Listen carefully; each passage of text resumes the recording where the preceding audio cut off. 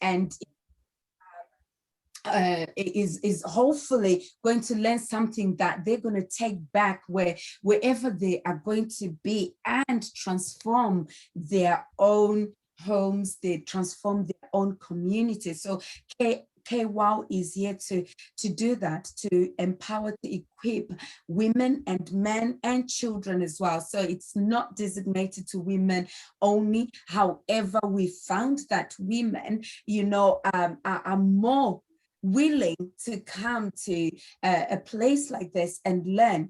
And we then hope that as that happens, women can go and begin to empower the rest of the community. So, it is a great pleasure once again to be part and parcel of this vision. And we started meeting last year,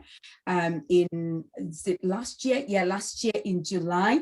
So we will be celebrating our first year very soon, ladies. So it's exciting. I think next month we'll be celebrating our first year of meeting. And you know what? It doesn't even feel like that. We've been coming every month. It's just been exciting. We've been looking forward to it. So I do hope that, as you sit there in the comfort of your home, wherever you are, that you're going to learn something. And then as you learn, we are hoping that you would teach someone. The whole idea is that when you learn, you then teach someone else. Your learning, changes you. Your learning transforms you, not just for you, but someone else can be transformed. That's the whole idea of KWOW. So I just want to thank everybody once again for coming.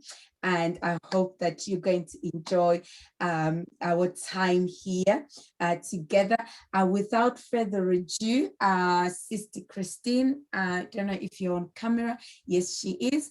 I'm just going to invite you to just come and do your bits, and then we will carry on with the program. Welcome, Sister Christine, all the way from Kenya. We love and appreciate you. Over to you. Thank you, Sister Fari. Am I audible? Yes, you are. Thank you. Good afternoon, everybody. Thank you so much. Sister Fari, we really appreciate you putting back that background, so that if anyone is joining and they're not sure, is this what I wanted to join? Yes, you are in the right place. Post-pandemic reflections. That's what we want to look at today, ladies. Welcome. Stay on board for the full session. Don't move out, don't budge. Unless we say we are stepping out like a minute or two to take a drink, stay with us. You're in the right place. So we wanted to find out, I wanted just to have an interactive session with you ladies. The pandemic came in different, we are in different parts of the world, but at one point last year, we all got the news, COVID has come, it's in our country, it's within our location. So the pandemic came, what did we do? And I was just looking at a report, Bill and Melinda Gates Foundation, they had a report they did last year, 2020. And just a quote from that report said that we've been set back 25 years in 25 weeks. Now, when they were looking at the pandemic in the country, that is United States, for the 25 weeks that since it had come to America, and they were saying they had been set back 25 years. Just in 25 weeks, they had gone back 25 years. I don't know, is that true?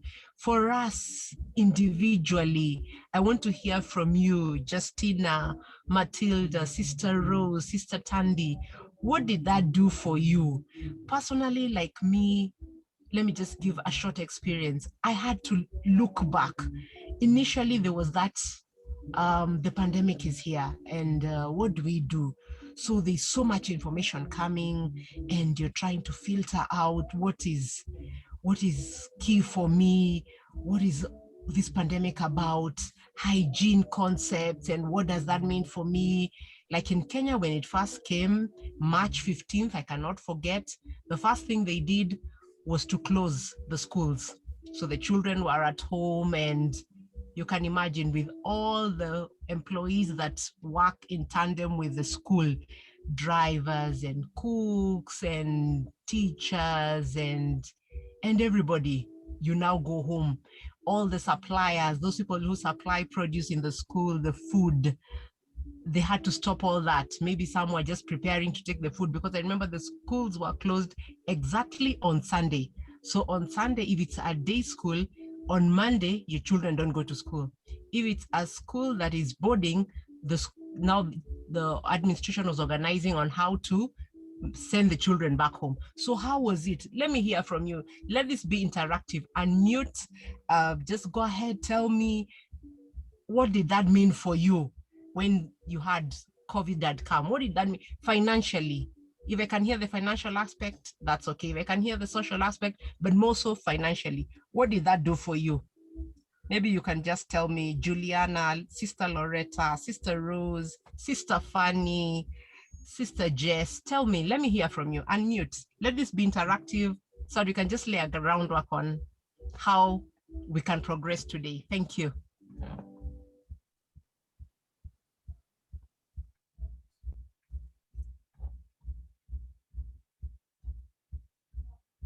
Anyone willing to go?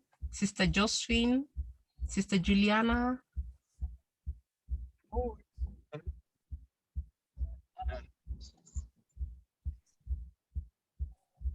Hi, it's Sister Juliana. Sorry, I didn't hear what you asked me to do. We are looking at post-pandemic reflections. When you had COVID had come and it came to your location, your neighborhood, your country, what did you do as a first response, as a second response, and a third response, maybe financially? What did you do? What have you had to do in your life since COVID came? Well, of course, you just got me in when I'm just coming in, all right. I just was following what was happening. I was following what the Prime Minister, because I'm in England, so I was following what the Prime Minister was giving us, what's supposed to be done. If the people are supposed to be wearing masks, I wear masks. If they say don't go out, I didn't go out. And I just followed all the rules that were supposed to be done. I didn't invite people to my house or go to other people's houses. And the other thing that I did was I started working in my garden. I planted new flowers, vegetables, broccoli. What was the well? I tried the ginger, but it didn't come out.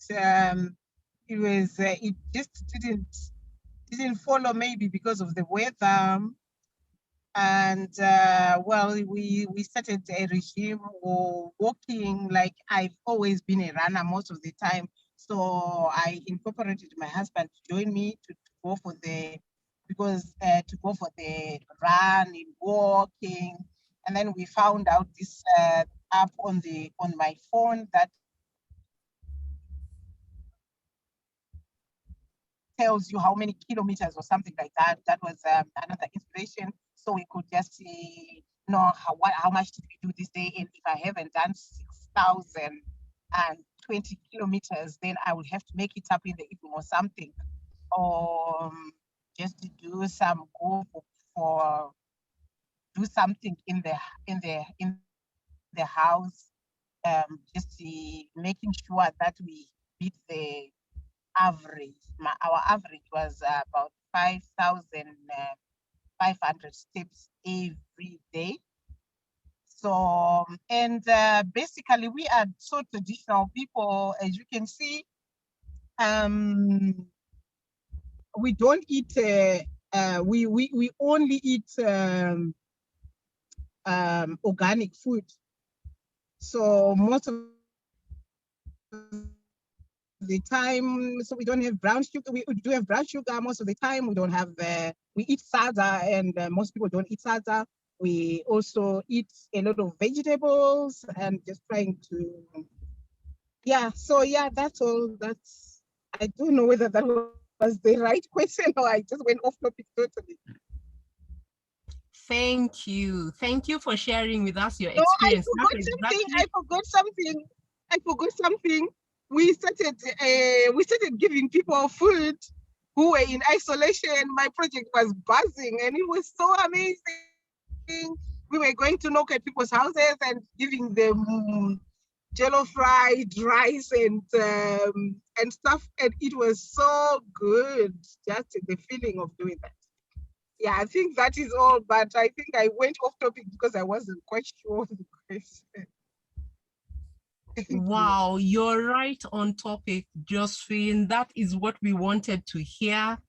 There's no correct or wrong answer. We just wanted to hear your experience, what you did. I've picked out a lot from what you said: exercising, sharing, being compassionate, reaching out to those who don't have, doing beautiful things in your garden, something beautiful, broccoli, things you were not doing during pre-COVID. You started wearing a mask when it was important. You quarantined. Somebody else. That's lovely, Josephine. Thank you. Anybody else would want to share? Sister Loretta, anybody? Sister Fari, Sister Memento, anybody would want to share and just tell us what happened after you had COVID is now here, 2 days later, a week later, a month later, 3 months later? Okay, hi.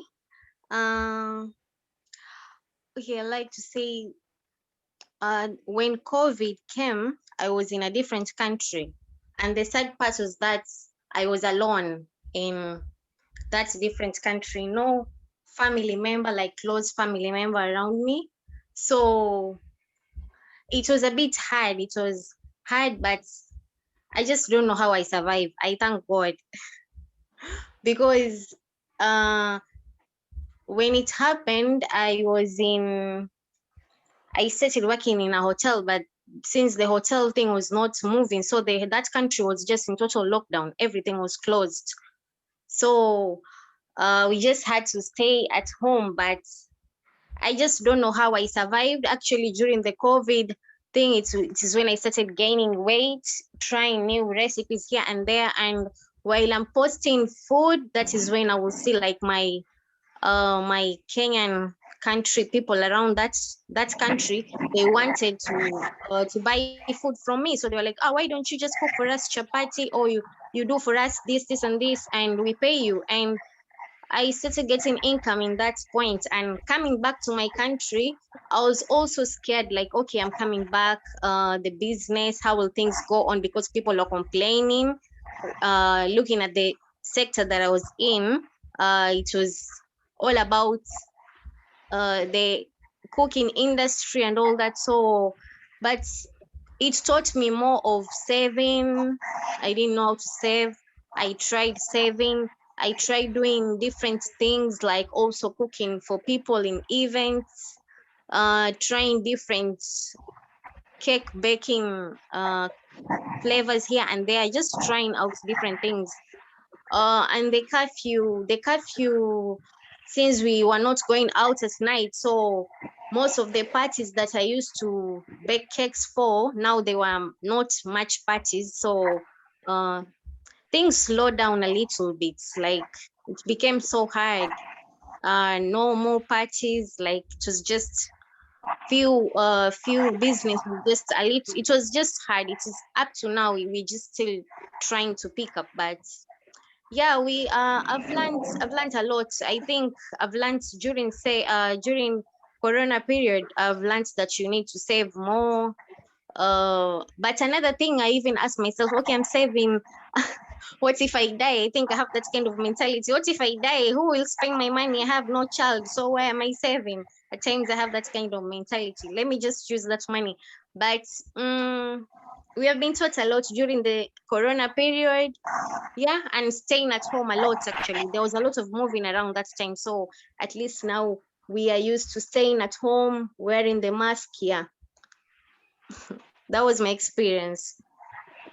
Thank you. Thank you. I've picked out so much from what you're saying, from a period of not knowing what to do because you're found all of a sudden in a lockdown. And you can imagine a lockdown. Were you even prepared? Did you have supplies, groceries, toiletries? Were you prepared? Or did it just catch you off guard? And if you were prepared, how much extra did you have to do in terms of finances?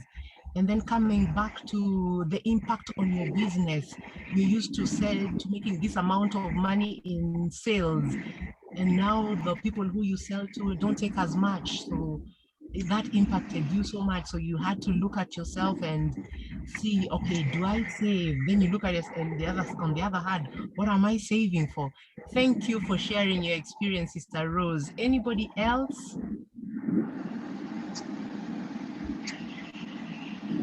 So I'm share. Hello, everybody. So I think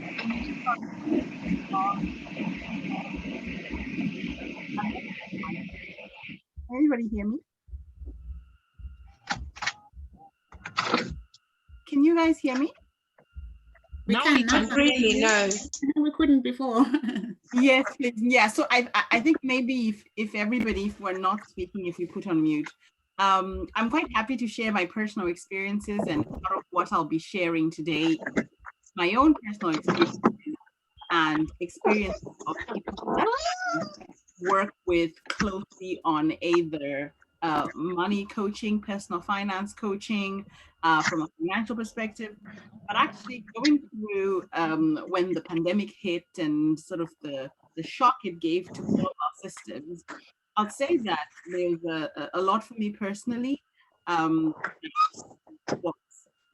both good and bad. Being able, I'm fortunate enough to have a job that was secured throughout the pandemic, and one that I was able to work from home.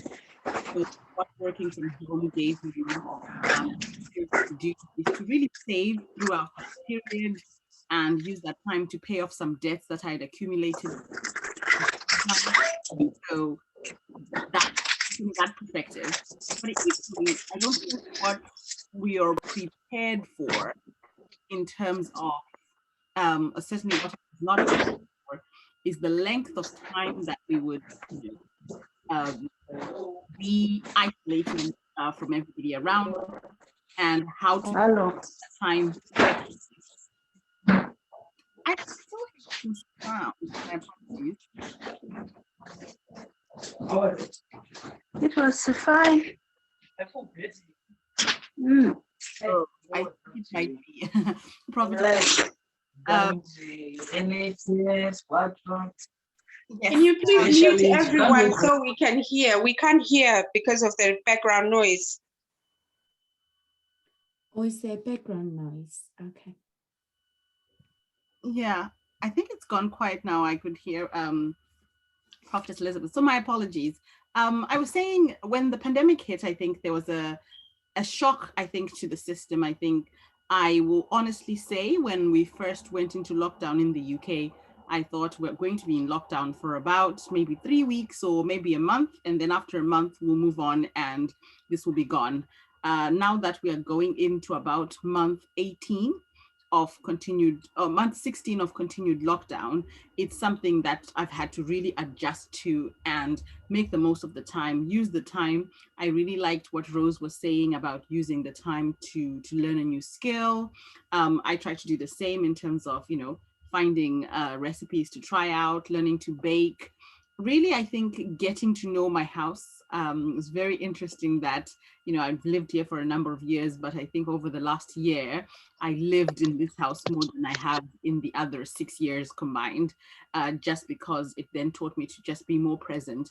And I think that we almost take for granted.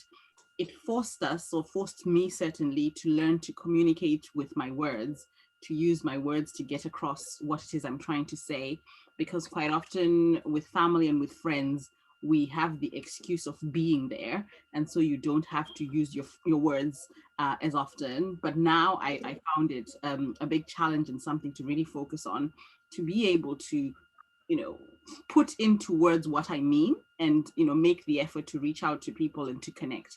I'll say that, and I'll share a little bit more when I sort of talk through, certainly focusing on the financial side of things. But yeah, that's from me. Thank you, Christine. Thank you, Sister Memento. Thank you for that. I think my time is gone, is up. Thank you, Sister Fari, for that. So we've picked out a lot. I'm sure even our team, we've picked out a lot of things, how to use leisure time, how to plan expenses. Maybe for the first time you had a budget. So thank you for sharing with us. You have actually opened the platform and given us something to a ground for which we can share today. So thank you very much for this opportunity. Thank you, ladies, for sharing. Over to you, Sister Fari. Wow, thank you so much, Sister Christine, for just getting us started. I mean, when people were talking, I was like, yes, it's amazing, isn't it, that a lot of things that we didn't know that we could do, we did. We kind of like, I'm sure the first time there was a bit of fear because people don't know what to do. You don't know whether you're doing the right thing. I think that was one of mine. I was like, okay, do I touch someone? Do I not? Do I, what do I do? You kind of like, it was a whole new, it all came at once. And I think what was interesting was even I think it was Sister Josephine who said that, she was following whatever was being said on telly. And I remember 5 o'clock was the time in this household, and I think 8 p.m. and everyone will be geared up. So what's next? And you're kind of like, listening to that. But I realized that, so much was going on. You realize that what you used to do, you can't do, even in your own home. You start realizing, kind of like doing things a bit more than you did. I think the greatest one for me was spending more time with family. That was really good. Playing board games and seeing how very competitive everyone was. So that was very interesting. So in the midst of all this, I think it was just kind of like, there were mixed emotions, I think, because at the same time, we know that there were people who were passing on, people who were dying. We know that, there was that fear, like, the traditions that we normally have, when somebody passes away in our African culture, you go to that person's home, you spend days there being with them, and suddenly you're being told only one person, I think initially, and can be there. So that was kind of like a shock. But thankfully, I think we somehow, managed to get through it in our different ways. So it was interesting listening to everyone. So thank you so much, Sister Christine, for that. That was very, very informative. Yeah, I will just get myself ready. I think I saw Prophetess Elizabeth there just showing up with a very nice gear in her hand. We love and appreciate you, Prophetess Elizabeth, as you've just joined us. And I'm just going to introduce now, without further ado, our first speaker, who I'm so looking forward to. She's somebody that, on kind of like, I've never met her, but I've heard so much about her, from my own friends who have actually come in contact with her. A lot of the people that she's like affiliated with, I'm affiliated with, but I'm also seeing what she's doing.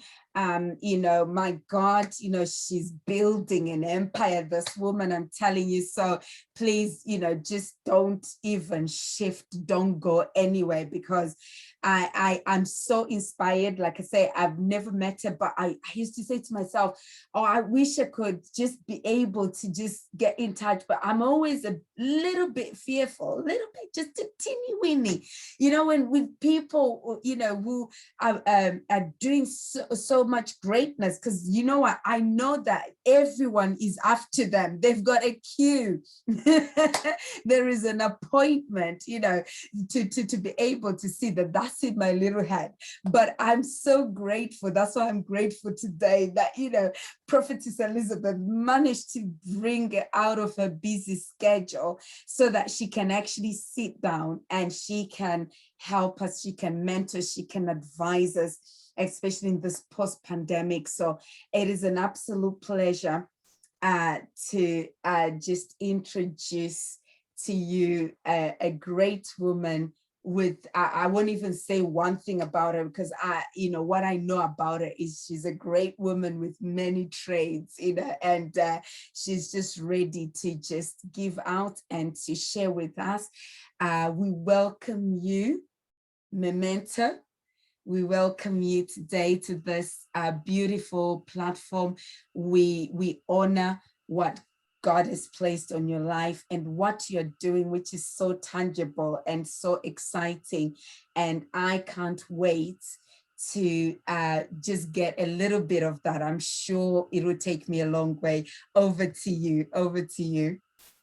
Thank you so much, Sister Faris. I after those lovely words, I hope that I can live up to those wonderful, wonderful words in these next few minutes. And I hope that, you know, we can share over the next, 30 minutes or so, and that all of us here, I'm looking forward to learning and sharing as part of this as well. And I'm looking forward to sharing some of what I've been doing and some of the lessons I've learned through work and through my work in sort of financial coaching to get to where we are now.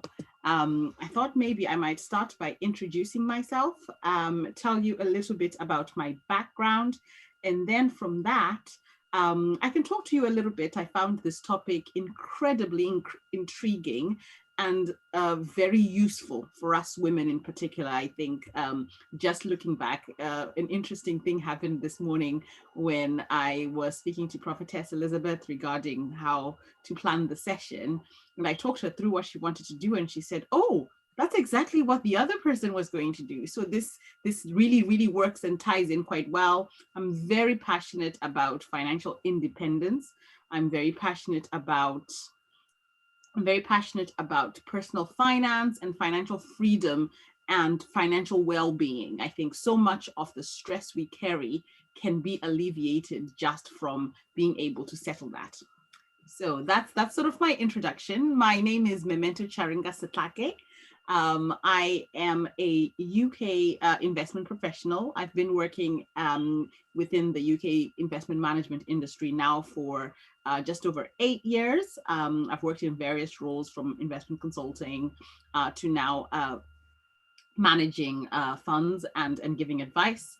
So I predominantly work in the institutional space. So that means I work with big companies and big firms.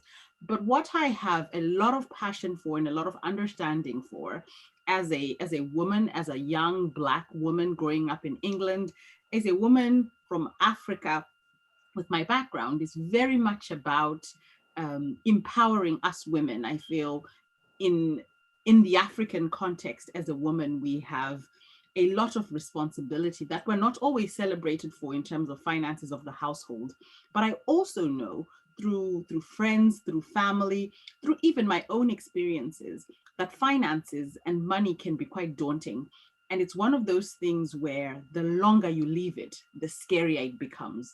It's like, if today your debt is 1,000 and you are scared to even touch it because you think, how can I make it? How can I start paying this back? And if you leave it, that debt grows, because what's so true is interest. Interest will keep rising. And the more and more you leave it, the scarier and scarier it becomes. And the more it becomes a source of potential worry and potential stress and even potential sickness and illness. We now know so much of, well-being, mental health, stability, even our physical health can be affected by how we're feeling and what worries us. So that's why that's something that I'm quite passionate about. I like to talk about it. I like to share. I like to learn about it. And I like to teach.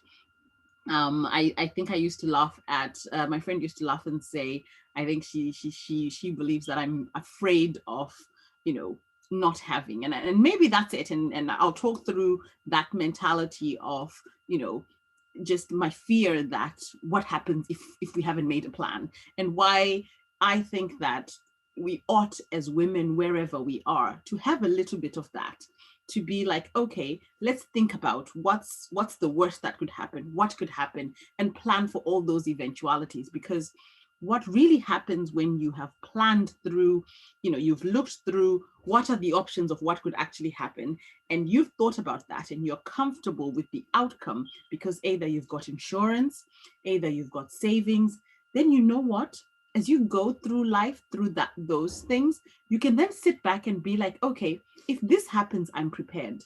But if this happens, I'm also prepared. So you sleep so much better at night. And that's why I think it's a subject that no matter how difficult it is as women, no matter how daunting it can become, I think it's one we have to continue to engage with on an ongoing basis. So taking a step back and really looking back at our topic itself, and why this is such an important topic, why the pandemic, or this post-pandemic period. I know the pandemic is far from over and we are still in the midst of it, but it is a good time for us to look back and see, okay, you know, we've just done a reflection at the beginning of this session. Let's look back and see, what has that period been like for all of us? What are some of the challenges we've faced? What are some of the opportunities we've taken up? What are some of the opportunities that we've maybe even missed over this period? And now looking forward, what can we do? What can you rally within yourself? What can you do for yourself now to prepare yourself to be in a better position to take up those opportunities, or to never find yourself in those situations? So that's where I'm going to start my discussion now. And as we go through, I am going to sort of leave a lot of time at the end for questions, for sharing, so that this can be, you know, it's your session. It can be as useful for you as you would like. And, you know, any questions you might have for me, that way we can learn the most and get the most out of the session. So the first thing is just looking back and what was the pandemic like for us all, for us as women. And I know the first thing I'll say is that everybody's experience is different. Everybody's coming at it from a different position. And so if I share something now that doesn't speak to what the experience was like for you, or if I share something that wasn't even my part of my experience, I've been, you know, researching as I was preparing for today, but also working and speaking to a lot of people over the course of the year and a half as to what kind of things have they faced and how have they dealt with that over the period. So the first thing is, I think, you know, recognizing and accepting that it hit us all by surprise. You know, there is nobody who can claim they saw it coming and they were fully prepared. And so the fact that it hit us by surprise, it was a shock. And so anything that was going to affect, please, my apologies, I seem to have a knock on my door. Just give me 1 minute.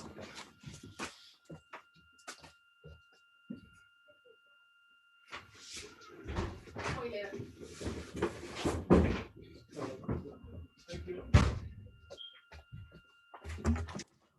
My apologies. This is one of the things that we do get when we're working from home, is constant interruptions when we are talking. Please accept my apologies. There was nobody else here to answer the door. So now going back, the first point I was going to make is very much about looking at the pandemic itself. It was a surprise and it took us all by surprise. And so anything about how those first few months went really went back to how prepared were you in your own life for a shock to your system? And is this something that you've ever considered as something that could happen that you would need to be prepared for?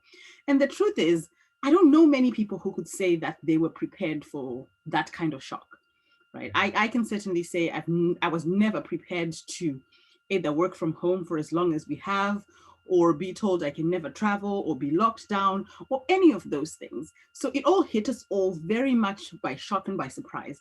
But what we saw is a real difference in outcomes for people because of that. looking at countries like the UK, we saw many people who were employed informally really start to really suffer. Their income start to suffer from the point of view of, sort of some of that casual stuff that they would have got business from, whether it is catering or if it's making clothes for events. With no events, there's no income. And so their pockets really started to suffer there. We saw a lot of people who were, either employed by large companies who were then forced by the government to sort of support their employees. They probably fared a little better. We also have other people who within the pandemic were actually able to save a little more. Maybe they were able to work from home during that period and put some money to the side. There are some people who took on the opportunity to actually say, okay, here is a problem that the whole world has. Many people are either too afraid or too at risk to be outside of their houses doing their food shopping. So here's an opportunity. Maybe I'll start a business. Maybe I'll start running errands for people. Maybe I'll start doing something for people. And so the actual what was life like, and I'm only focusing from a financial perspective. The truth is the pandemic hit us all in all aspects of our lives, the finances, the personal, the family, in so many ways. And I think we could dig deeper and talk about that all day. And so today I'm only going to be focusing on money matters and really how that interacts with, our well-being and securing our financial well-being. So that's the first sort of key point that I thought we could sort of look back at. The truth is, a lot of numbers have been published to say women were hit much harder by the pandemic than men. I think many women were laden with then, child caring responsibilities and schooling responsibilities on top of the challenge that they were already facing from either not being employed, given more women are employed informally. Taking that even a little, bringing it closer home. I am Zimbabwean. I am originally from Zimbabwe, and you saw a lot of women across Africa, and not just in Southern Africa or in Zimbabwe, are employed informally, and so going into lockdown really had an impact on their businesses. But what we also saw was some women were able to leverage that. Some women were either able to leverage whatever talents they already have, whatever thing they can learn for themselves, in order to then make that into something that they can build going forward. So it was a really mixed bag of outcomes. But then thinking back at what are some of the things, what differentiates the people who really struggled, and what differentiates those people with those that either identified opportunities and were able to take them up and then take them forward. And there's a lot of different things you can do as an individual to say, where do I want to be in the future? I would say, I like to be prepared. I am a girl guide. Be prepared is our motto. I like to be prepared. But the truth is, life, you can never truly prepare for everything.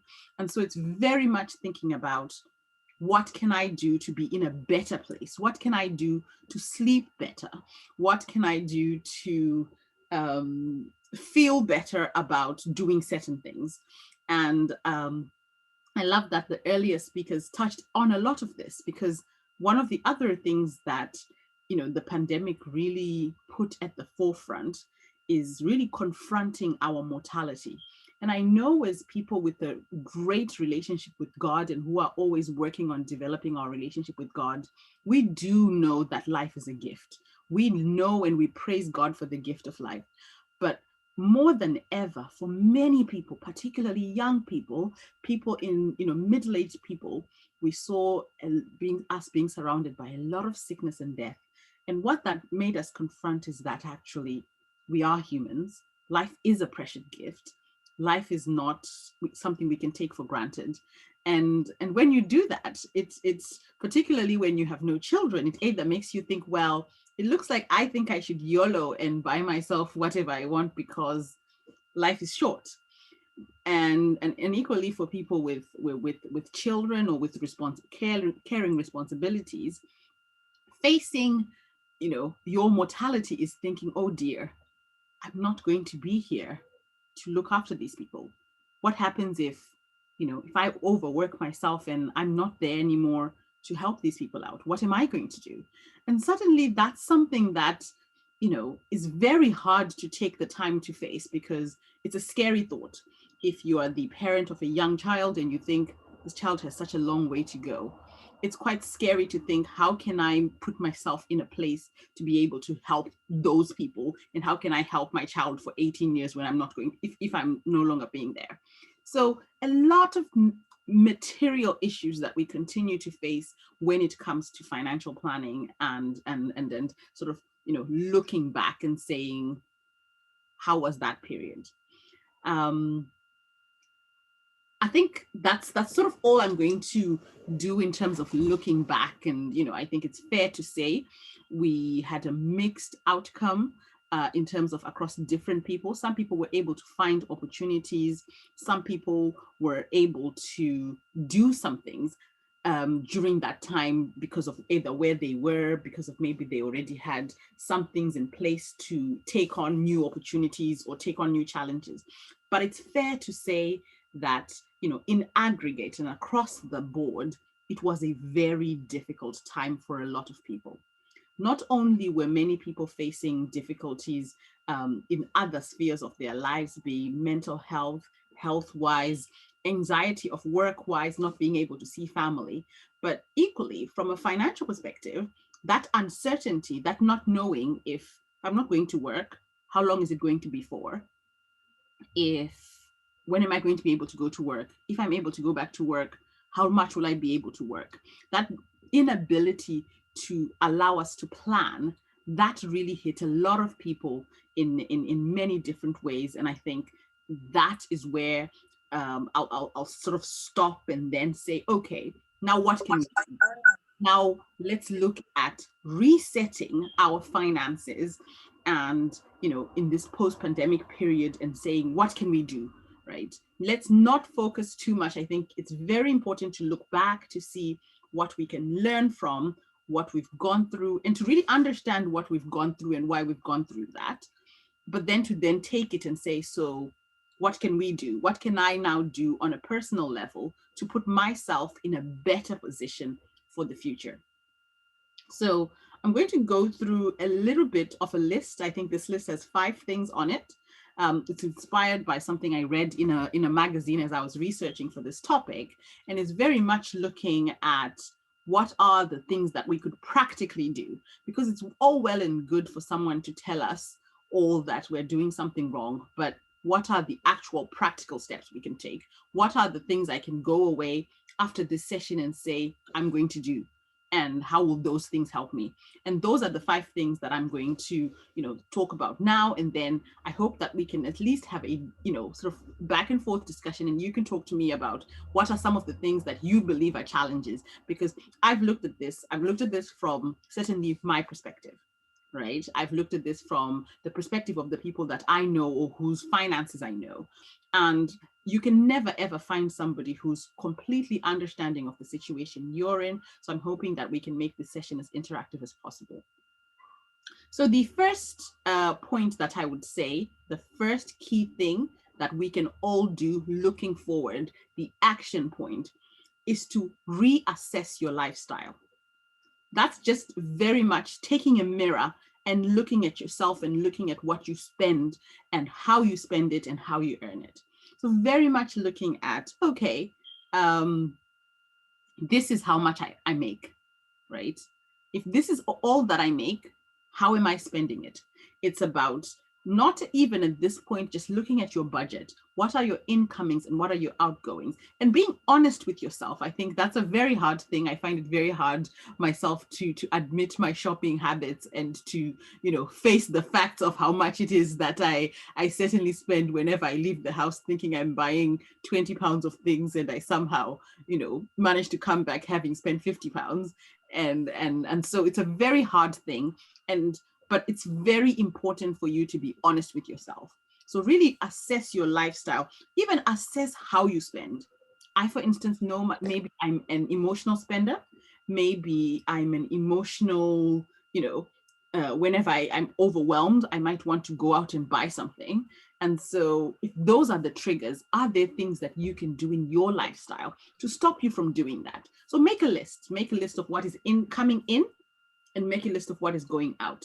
On a typical month, how do you spend and what do you spend on? Of those things, what are the important things? What are key things? Have you budgeted savings in your reassessment of your budget? Have you budgeted money to put aside towards insurances? Have you budgeted protection in your life?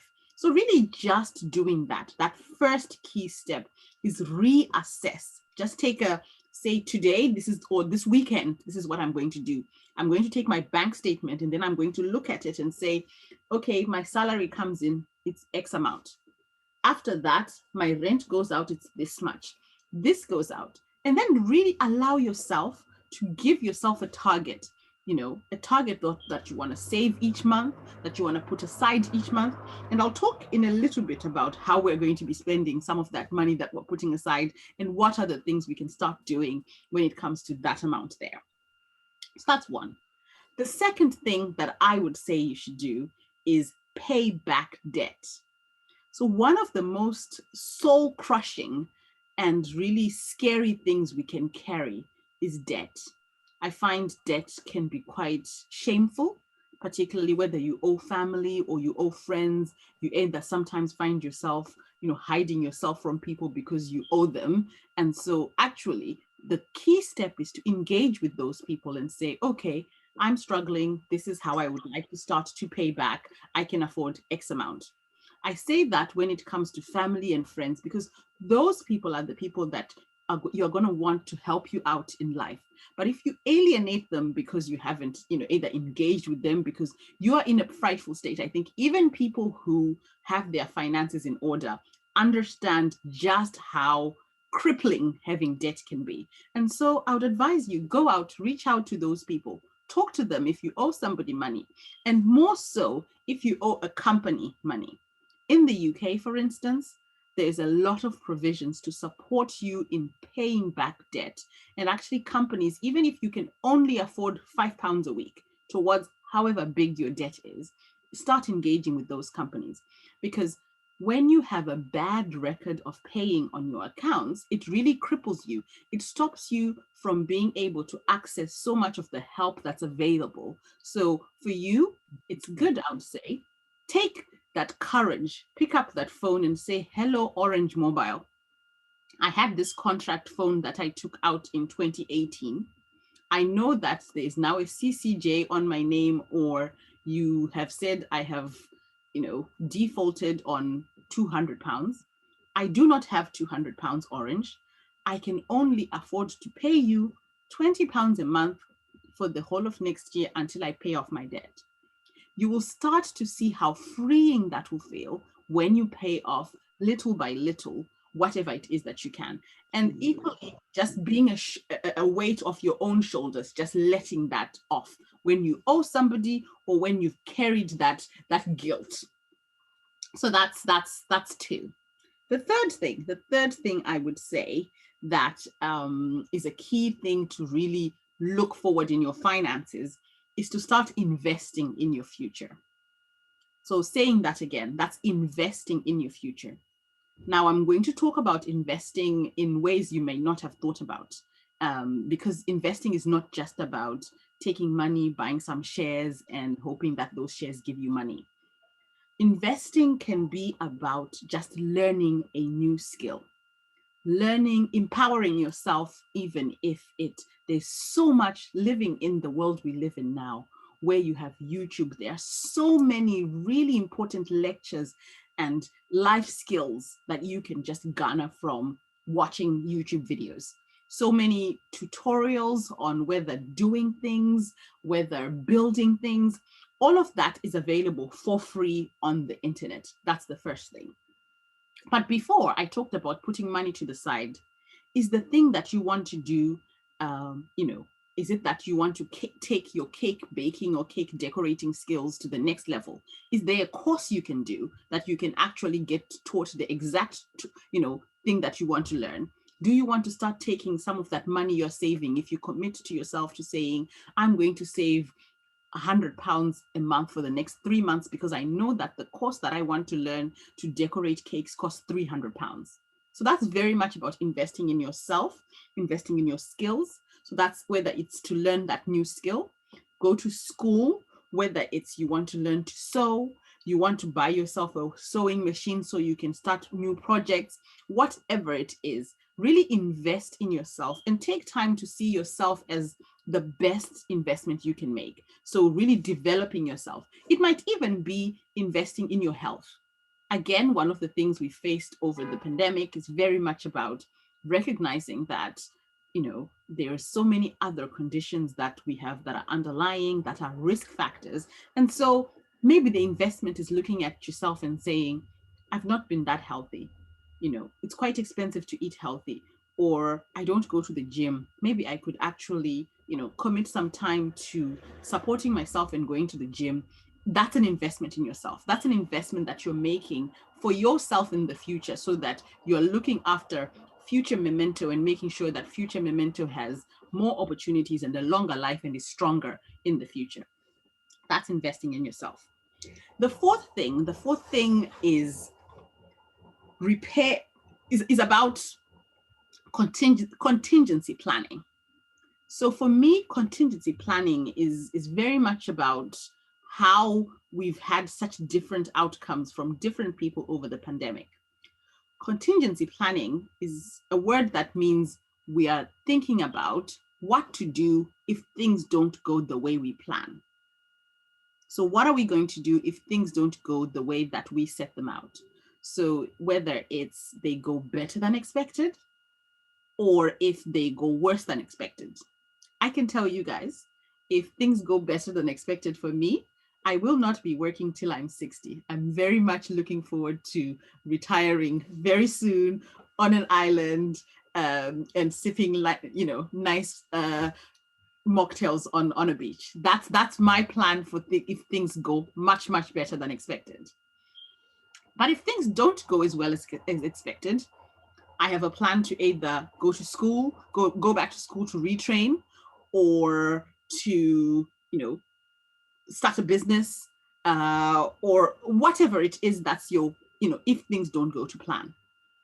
And now I've talked about that in a big sense, if things don't go to plan in a big sense. But what we can also do is look at those big things and look into the smaller decisions that we can plan for. So as a parent with young children in particular, I'm going to give that example because that's a clear and easy example to look at. As a parent with young children, you pray and hope God gives you a long life to be present for your children's lives, such that you get to meet your great grandchildren, and we pray for that. But if that doesn't happen, or if you don't get that gift, what do you want to make sure you're able to leave your children or even your future great grandchildren?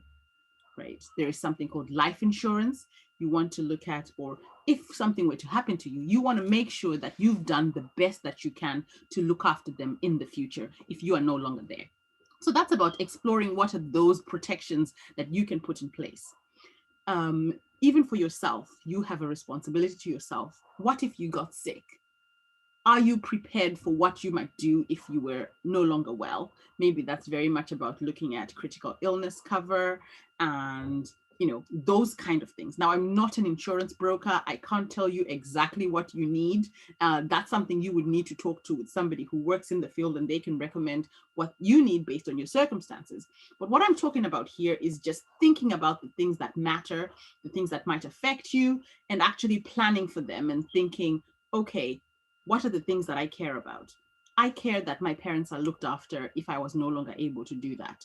What can I do now to make sure that if I ever find myself in a place that I can't, that there is something that looks after them? Maybe, maybe that way we can get that, done. So that's really point 4. Very tied into that point 4 around contingency planning is around looking at your pension, paying into that, thinking about the future. I know, again, this is not going very well with, life is short, but life is also long. So life is short or life is long, because if you don't, the other thing that we learn from life being short is if we don't plan now, we'll find ourselves in the future. I think a lot of people talk to me often about, last year when they mean 2019, not 2020. It's like 2020 is a whole year that we've forgotten about, but we're already 2 years later. So life is moving. So those are the kind of things we ought to be planning now and not waiting till the future to do the right things. Now, the fifth thing that I will sort of conclude with is prioritizing your financial well-being. As growing up in an African household and being surrounded by many strong African women in my life, I think talking about money is not something that, we've often done in an open manner. It's something we try to hide under.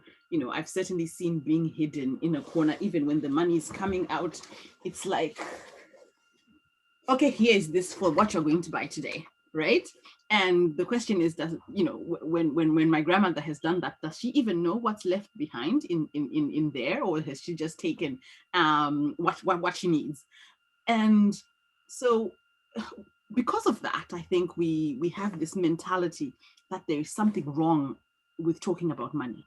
We have this mentality that we are not handling money well, or we are the only ones who are not handling money well. The concluding thing that I would leave you with is that I think most people that I know, including some hugely successful people, are struggling with money. It's a tough thing to engage with, but you just have to keep showing up. You just have to keep going every day to it and trying to engage with the subject again for yourself. Because the truth of the matter is, to give yourself that well-being that allows you to sleep at night, right? In a practical world, you do need to face those financial worries. So prioritizing your financial well-being, whether it's talking to someone and taking the time to do it. It's a scary thing, and sometimes the plan for the weekend of going to a party might sound more fun than sitting and looking at your bank statement and really doing the numbers and realizing how bad is my situation, or how good is my situation. The truth is, it's also important to reward yourself, to budget things that are good and things that are fun, to say, you know what, I like to get my hair done. And so, I want to make sure it's in my budget, but it's very much about planning. So I feel like I've talked a lot there. So I'm going to pause. I welcome questions, whether you want to type them in or you want to say something by unmuting yourself. I'm going to go and mute myself because I feel like I've spoken a lot.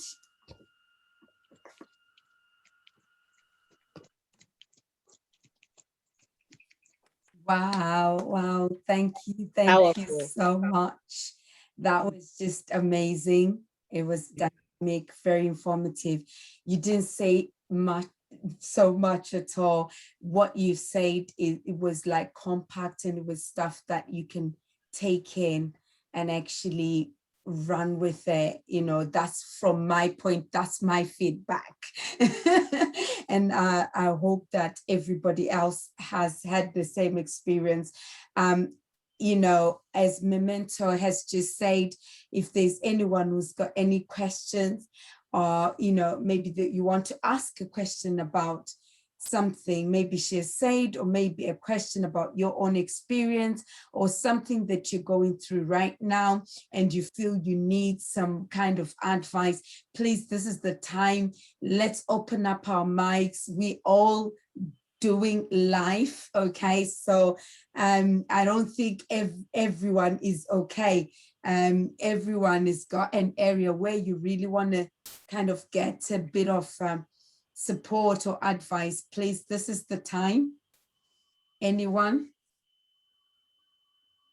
Just unmute yourself if you're there.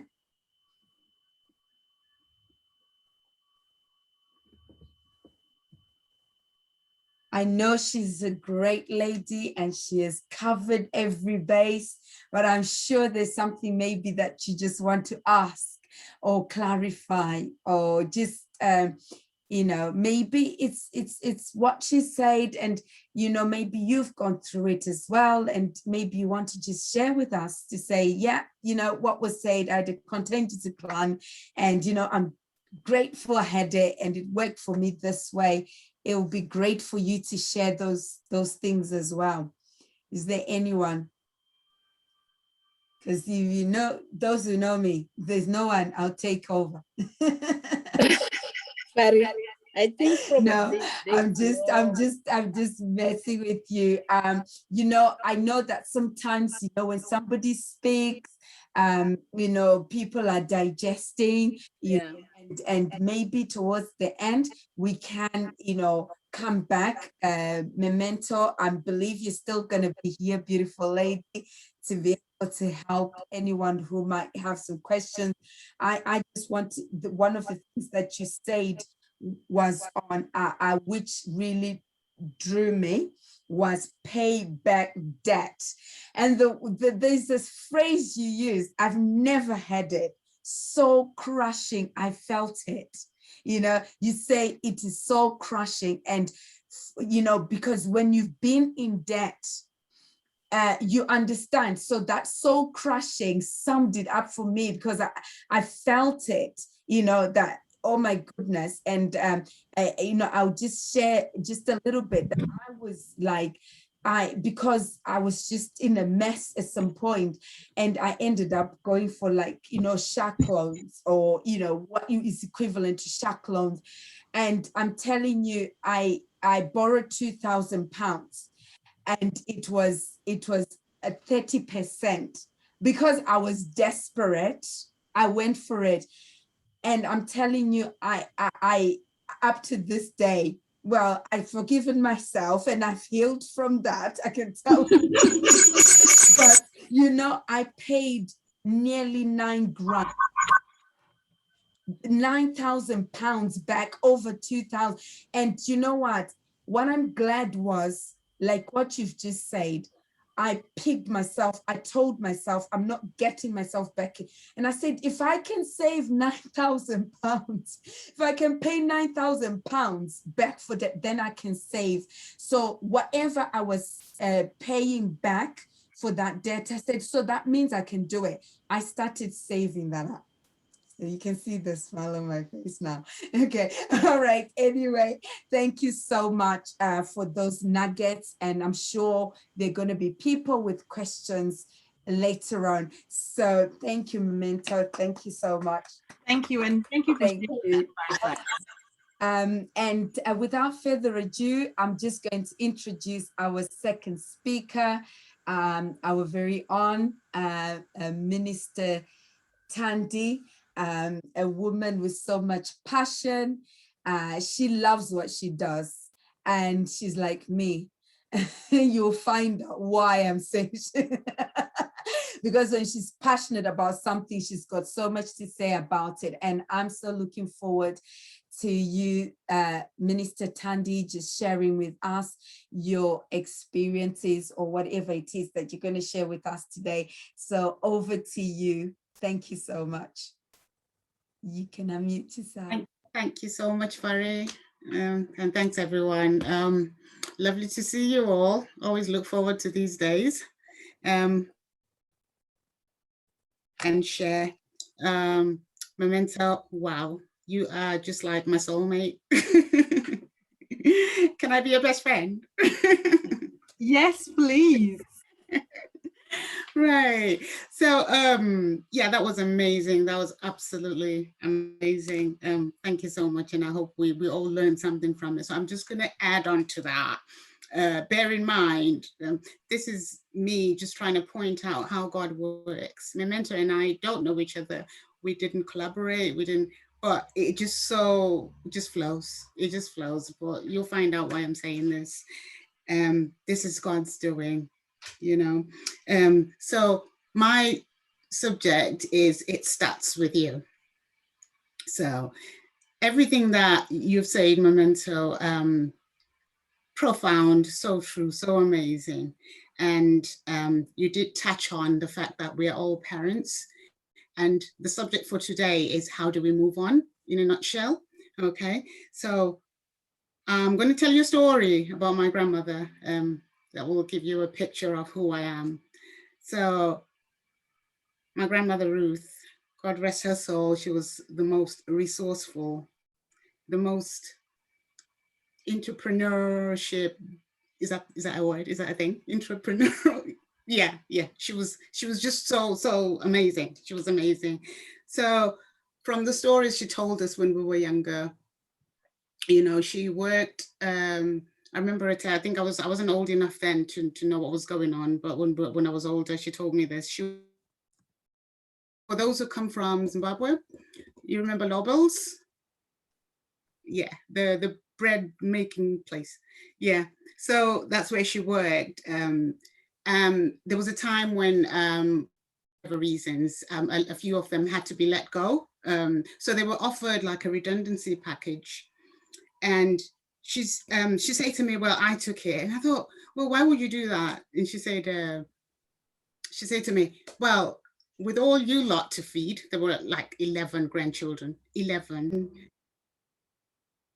Some you know, my grandma had such a big heart. We had a small home, so many of us in the house, but she never stopped taking people in. She always took everybody in. Very prayerful woman. Needless to say, I thought when I was growing up, everyone was my cousin. I thought everyone I was related to. That's the type of woman she was. But anyway, she's telling us the story about taking the redundancy. I said, well, what did you do with it? She thought, look, when I was working there, there were obviously the elite, the people were getting paid the big bucks, and they would, at lunchtime, they would go to like a tuck shop or whatever, which it wasn't close. It was quite far away. So, and not just that, it was very expensive, like sandwiches and, you know, things like that, fancy things that were expensive and not filling.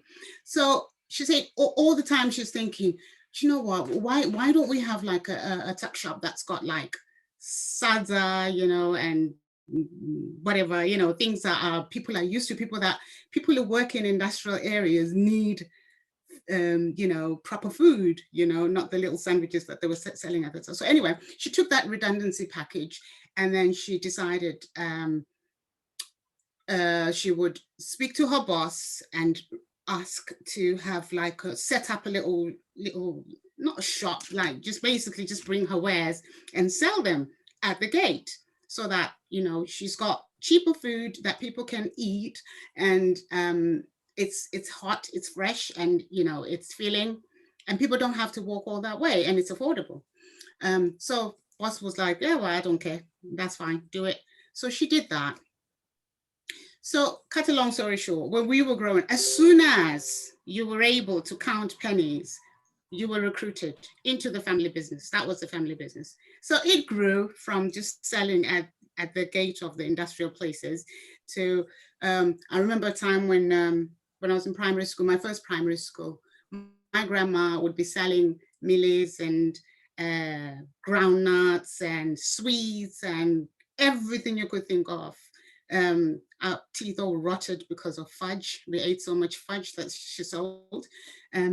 So yeah, she'd be there. So lunchtime, we were expected, obviously, break time, that was break time, we were expected to go and help. So we didn't take any sandwiches or anything like that to you know, for dinner, for lunch break. That was our life. That's how we grew up. So then it was like, oh, okay, it's embarrassing, you know, why does she make us do things like that?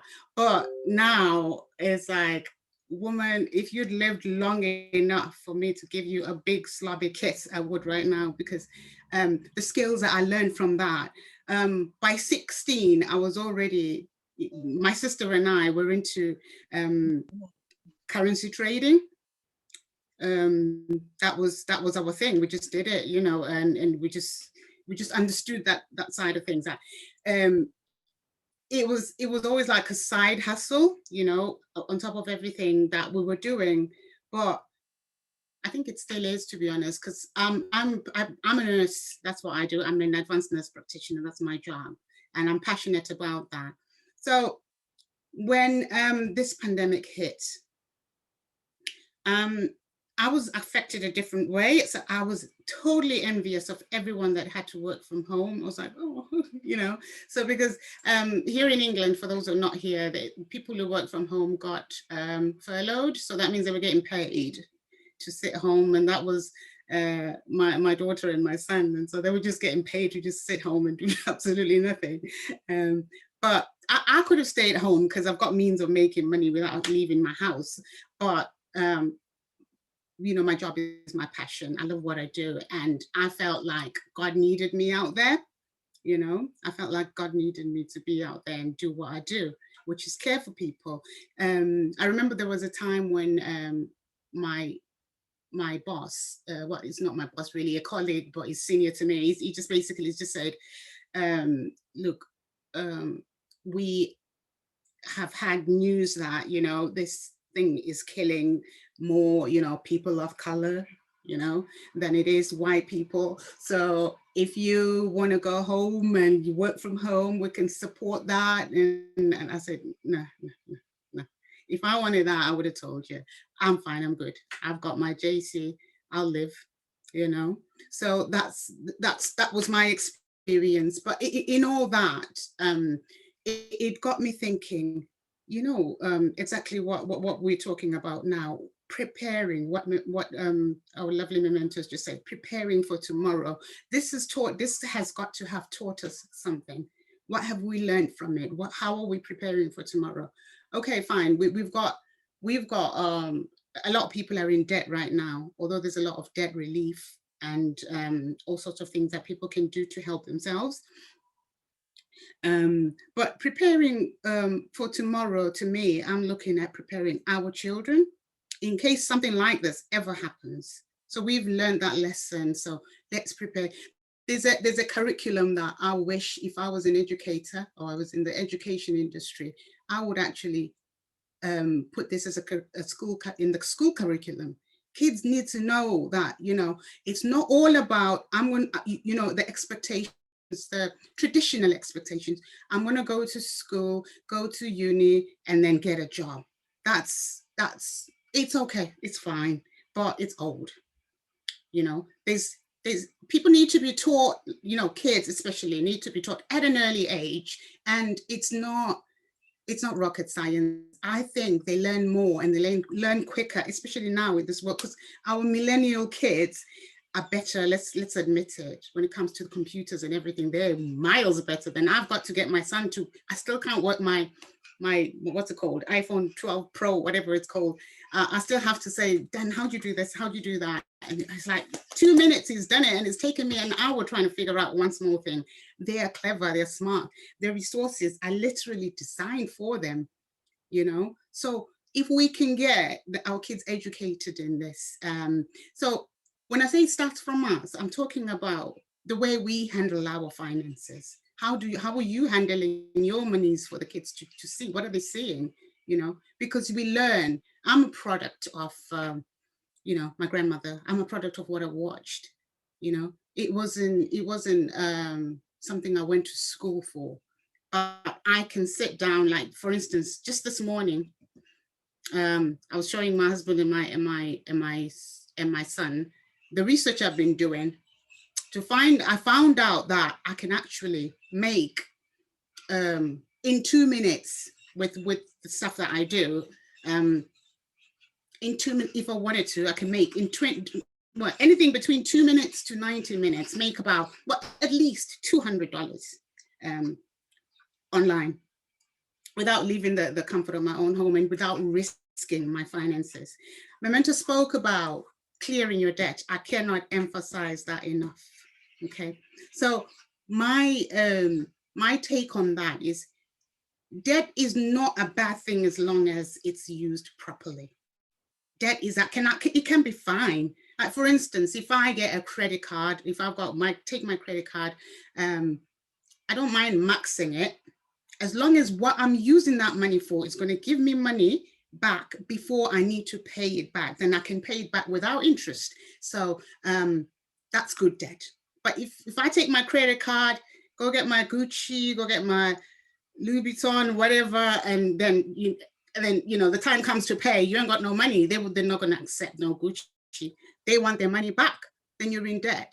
So debt can be good. So that's what I call a smart way of working. So OAP, so using other people's money. Oh, OPA, not OAP, using other people's money. And when I mean other people, I mean institutions. As ladies, especially those of us who grew up in Africa, I'm sure you grew up with these clubs, you know, we supported one another. I grew up with, you know, seeing all that when my aunties used to do it. Everyone around me used to do it. We sort of do it. We do it here in England as ladies. We come together and support one another. So if you've got a project or a plan, something that you think, okay, if only I had like a start to do this, if I could just do this, if I could just get like 1,000 and do this, then, you know, I'd be better off. That's absolutely fabulous. But how are you going to get to that? I know it's a bit daunting for a lot of people, especially maybe our fellow Zimbabweans who are actually in Zimbabwe. It's difficult to get resources in that sense. But, you know, when you're linked with people who are, for instance, if you're part of this family and you feel like, look, guys, I've got a project plan, I've got you know, I've got something that I feel really, really passionate about. And I think if it took off, it could be something like, for instance, hypothetically, if say you're a seamstress, there's a lot of people who like to, who like to sew, like back home. I remember, like, I used to have my clothes custom made when I was back home. I used to have my suits. I used to wear suits, so they were custom made by my tailor, my own personal tailor. And I lost that when I came to England, and I miss it because I like wearing what I want, my design. I like to wear that. And then you don't get that kind of thing here. And if you do get seamstress, they're too expensive, or, you know, but then I'm thinking, you know, there's somebody back home who's got these skills, but they just don't have like a machine. They don't have a sewing machine, and you know, they don't have the marketing, and I can help with that. I can help with that. I can say, okay, fine, let's come together, let's do this. What do you want to do? You know, we support each other in that sense, which is why we need something like this. Okay, wow, that's why Dr. Elizabeth, you are amazing. Thank you for listening to God. So, because this is not just a platform where we come and talk. This is a platform where we come and act. We act. Because if I've got a problem and I can sit here with you and not share it with you, knowing that one of you, at least one of you, can say to me, look, don't worry, this is what we can do, then what's the point? What is the point? There's got to be some practicality in this. Right, so, okay. So it starts with you. So one, training your mind, we need to have a change of mindset. We are, I'm sure our mentor will agree with me. We are, I don't know if it's just like an African syndrome, or it's just like, I don't know, but it's just a lot of people I know are scared of the markets. They're scared of the markets. The markets are not scary people. They're not just for Wall Street. They're not just for, you can, with $10, am I wrong, Memento? $10 investment, $10, $100 can get you where you want to go. I don't know, a lot of people like long-term, which is absolutely fabulous. Kudos to you. I'm not a very long-term person. Like Sister Rose said before, I was smiling because that's how I think. I'm thinking, look, what do I want to save until I'm 80? No, I want to enjoy my money now. I want to go on holiday. I want to be able to do God's thing, God's work. I don't want to spend all my time at work. I want to be able to, you know, to do what I was put on this earth for. Help in every area that I can. Be a kingdom financer. That's what I want. And guess what? I think God wants us to prosper. I really do. I think God wants us to prosper. And who's going to listen to us as Christian women trying to preach to someone and we're broke? Like, what are you going to tell me? You haven't even got anything. You know, what are you going to tell me? You know, so if we're going to do God's work, it has to be, we've got to have something to show for it, but God needs to meet us, you know, we need to meet God halfway, you know. What have you got? Memento mentioned it before. You have to, what have you got? Look around you. what have you got that you can use?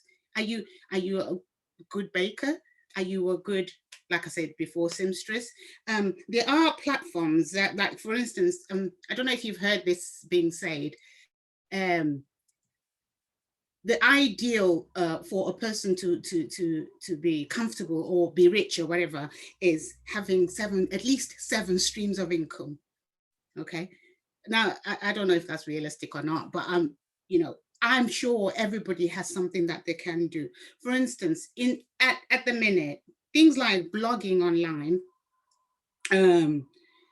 there's forums where you can take surveys, you know, like you just getting paid, like even if it's only $1, $2, $3, whatever, it builds up in the end. You're getting paid for just reviewing or surveying or whatever they call it. Yeah. So there's investing in properties through, you don't have to buy a property, by the way, you can just put in. So there's a platform called Ground Floor.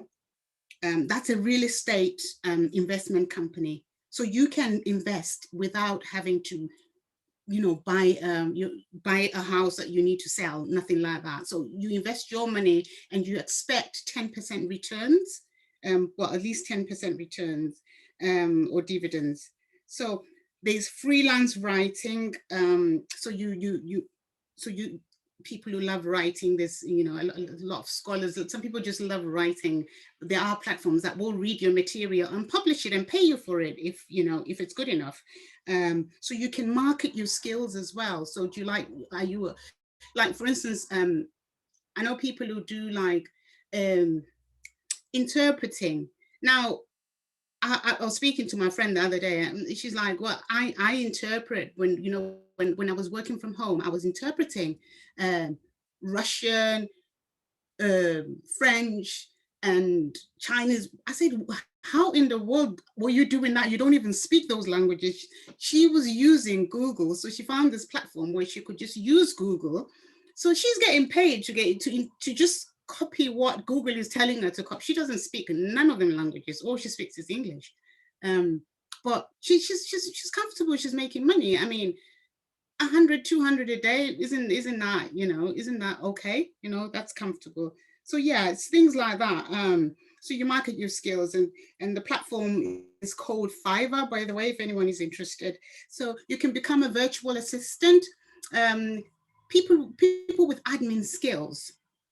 You know, there's people online that are looking for people to manage their social media, create Word documents, check their mail, you know, just read and respond to their mail. Small things like that can get you paid quite a bit. Home-based businesses, once again. I just had a lady, one friend of mine, she just delivered some magurus, which are just boiling as we speak. So I'm looking forward to that. So that, to me, that's, you know, that's ingenious, you know. She's obviously got a job that she does. She can't work at the moment because of the COVID.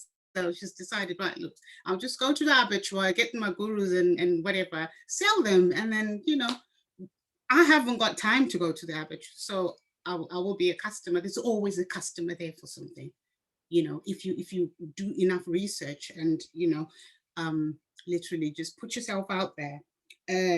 You can do like online courses. There's people who are really skilled. I know a lot of us skilled in life experience. You know, you can teach about things like, you can teach literally about anything. If it's good enough, someone will pay for it. There's websites for that.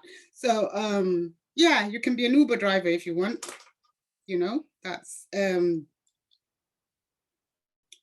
something else you can do. So yeah, I've got a list of things that you platforms, but obviously because of our time, I'm not going to go into that.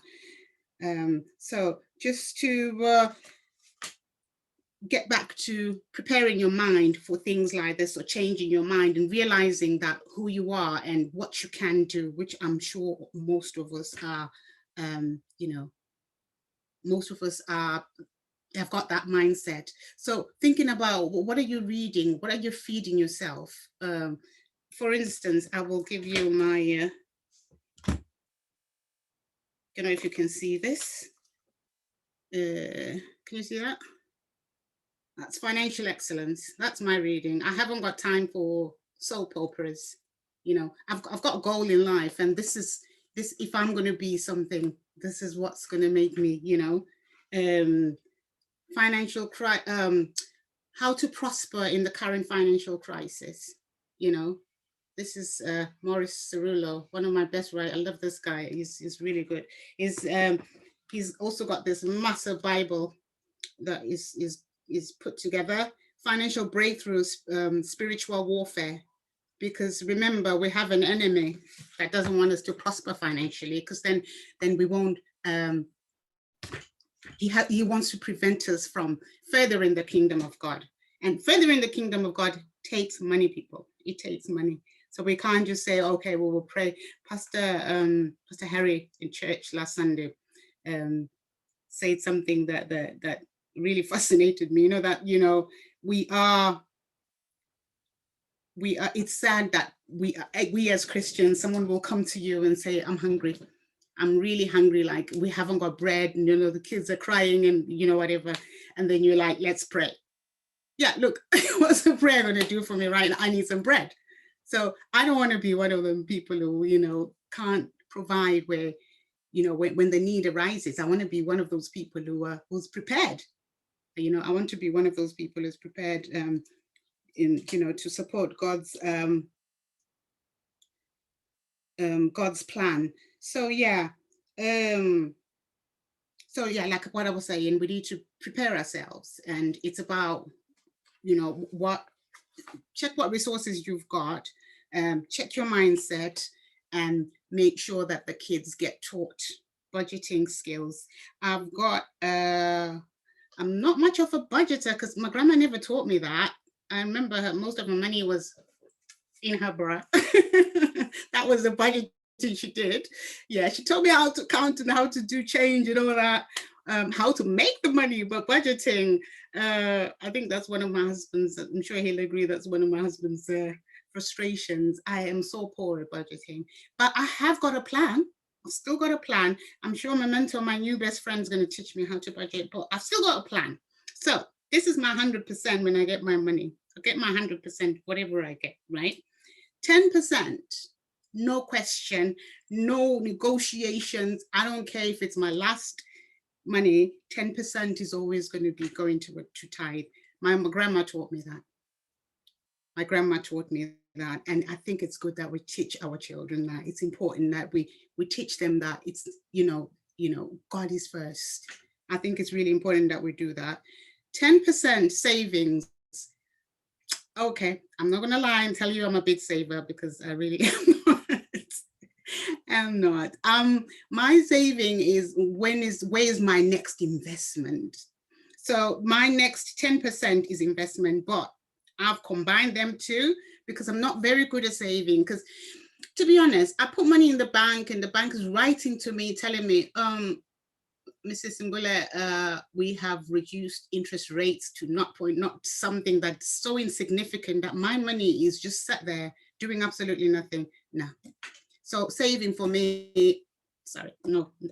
If you can save, of course, you'd have to find like high interest savings. I haven't. So to me, is that something that, you know, it's just not for me.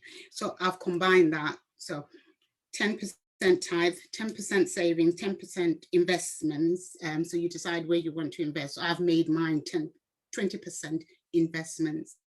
I'm into stocks and shares. I'm into cryptocurrencies. I mean, all sorts. Anything that will spin my money, I will do it, as long as it's low risk.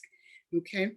And then 70% is for your living costs. So that's where you get all the, you know, this is your rent, this is your car payment, this is your insurance and all that.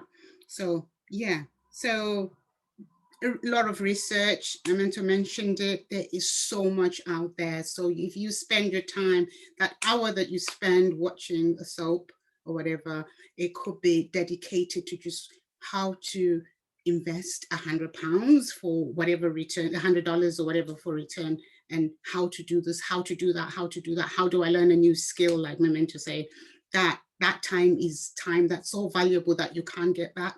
I feel like I've got so much to learn and never any time, because I've just got, my mind is so curious. I need to be knowing. And what's what I don't settle. I don't settle for that's the way it's done. I'm not trying to reinvent the wheel, don't get me wrong. I want to improve on what's already there. So if I find an opportunity, I'm looking for a way of doing it better, you know, working smart, not hard. So yeah, that is it, people. Thank you so much. I hope you're all blessed. Thank you so much, Tandy. I feel like I should definitely. Yeah, my best friend. No, that was so wonderful, and so many synergies there to all of the stuff. You're so right that the message given that all of us here haven't had a conference to sort of sit down and talk through what we wanted to talk about. We sort of had the topic from wherever we were. I think that was really, really wonderful. So many synergies and so many things to take away there. You're so right. I think so many of the things seem really daunting. Investing seems like a daunting subject. Yeah. It seems like a subject that nobody wants to pick up because it feels quite scary. Yeah. Even budgeting seems scary. I think a lot of people around me put the word budgeting in a negative space, when actually, I'm always saying, when you see me spending money on like designer shoes, just know that it was in my budget. That's why I can do it and sit back, because I planned for this. I knew what I was going to do. And so that was so, so wonderful. And you're so right in talking about adding different streams of income, not just relying on one. And you're absolutely right. I don't think that there is any one approach that works for everybody, right? It's very much about really exactly what you were saying, that it starts with you really looking at your personal situation, saying, okay, for me, maybe a scary thing is that if I didn't have next month's salary, we might not be able to pay the here. And so for you, if that's your situation, then maybe having 2 months worth of mortgage in your bank account doing nothing makes sense for you. But actually, if I know that my husband works, and so actually if I wasn't able to contribute to the mortgage next month, he'll cover it because we're a partnership and that's how we work together. And so I'll be like, Kay, you're paying this month, like I'm out because like this is where we're at. That would be fine. And so maybe for you, then that's very much about focusing. I think it's so important when we're going to learn about finances, and looking at all of the information, to then take it back, as you said, to yourself and say, okay, so what can I do? I love the examples. Prophetess Elizabeth was saying, you were talking about your grandmother, who's very much like my grandmother who raised me. And my grandmother was a nurse. She rest in peace. But she also had a musica, or a market in which he had other people working for her at that musica. And that's what I grew up with. I grew up knowing that she would come back, and every single night without fail, the tally of the musica money would happen, that this is what we bought, this is the profit we made, somebody would get paid, and then I would get my ice cream money from that, and then that cycle would go on. It's so important to look around us, look around where we are, where if you're in the UK, are there any tenders you could be going for? Even cleaning. I think we've talked about starting a cleaning company. Where I live, it's really hard to find a cleaner. But if you're in Kenya, is there something you could do? I loved hearing Rose talk about baking and that informal thing, and thinking it doesn't have to be your main thing.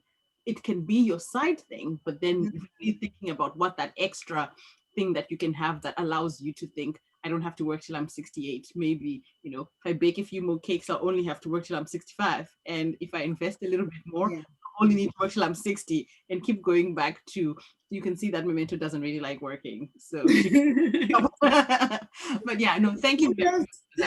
Wow. So sorry, just to add on, I just forgot to mention something that just came to me then. In the UK, they I've got a friend of mine who's in finance. He's works for the NatWest Bank. He's basically saying there's money that gets returned. Can you believe that?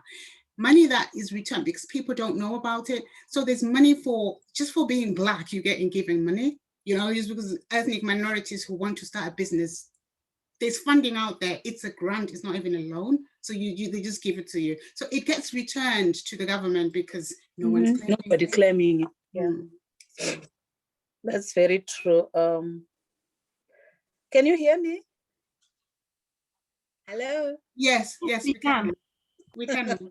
Sorry, I'm using a different device just because my camera on my normal computer is not working. I'm failing to sort it out. I need my technician and he's not here.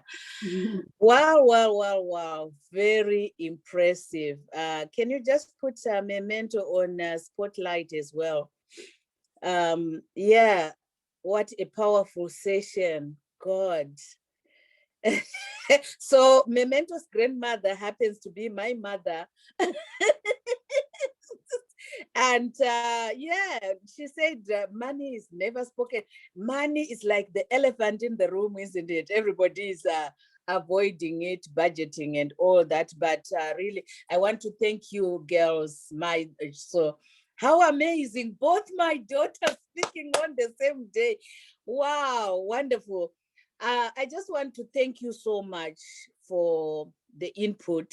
And you know what? I feel like our next session should talk more about some of the things I was hearing being spoken here. Because post-pandemic, really, we learned so much, like you said, but then we can make money, like you guys are saying. And how can we turn our passions? Because sometimes people are failing to find what to do. I can see the two of you. It's your passion. You are so passionate about investment, about, you know, but other people also, they have different passions, which can actually be turned into income. So I think probably next time we are going just to explore that area of our passions. How can we turn our passions into actually profit, not just a passion? We can see that there are a lot of people out there with so many gifts, different gifts, quite valuable gifts, but because they have not had that knowledge or information on how can I turn this to actually be earning money for doing this. You know, like some of the simple things you were talking, Tandy, that you could actually be my PA and just answering my telephone calls and get paid for that. You know, a lot of even ministers, you know, a lot of ministers, they are, you know, paying people just to be a PA, just to answer their telephone calls because everybody is phoning the prophetess. So the PA could have a diary, you know, so you could just do that. You know, you don't have to even probably, maybe you're just taking one day to do that. Maybe you like designing. You know, how can you turn your designing into your passion to design into a cash flow? You know, those shoes, those 100 shoes that you have in your wardrobe, like my daughter Mehmet, how can you turn that hobby of collection into actually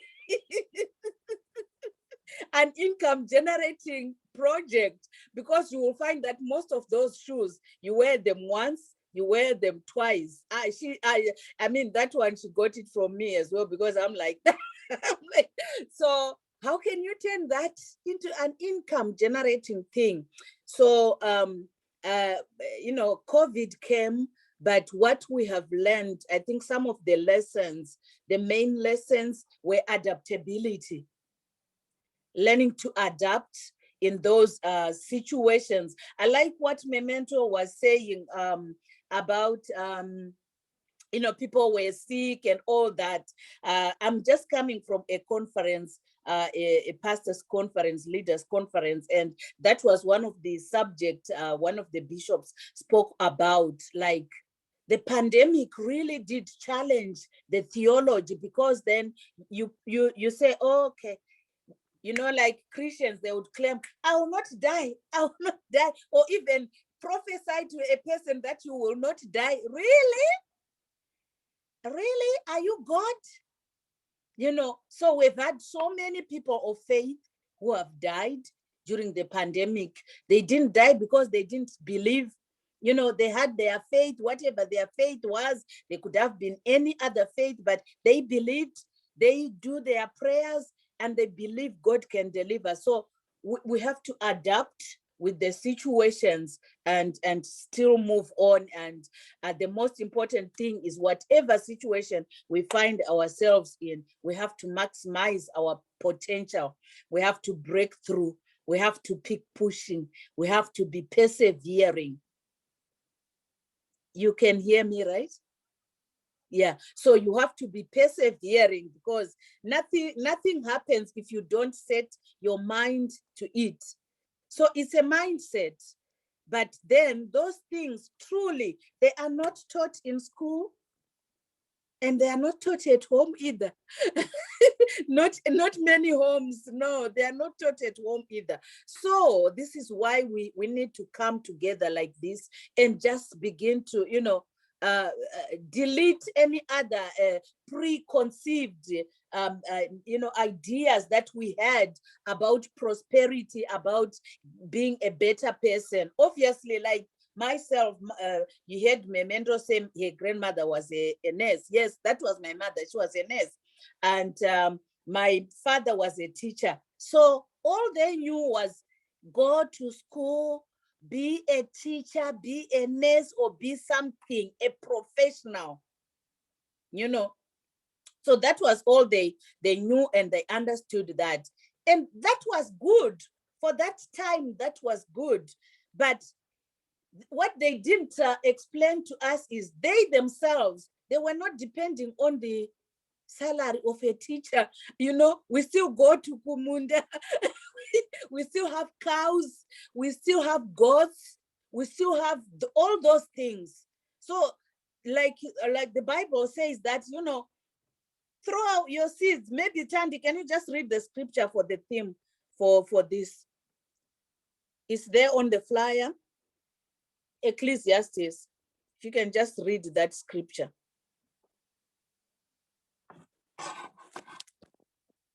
Myself, it says, cast thy bread upon the waters, for thou shalt find it after many days. Hello. Can you read further? Read the second.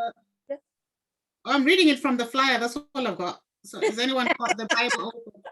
Read it from your phone, or can you read from your phone? This the number. Yeah, okay. Yeah. Ecclesiastes 11:1. Okay. 1 and 2. Bible.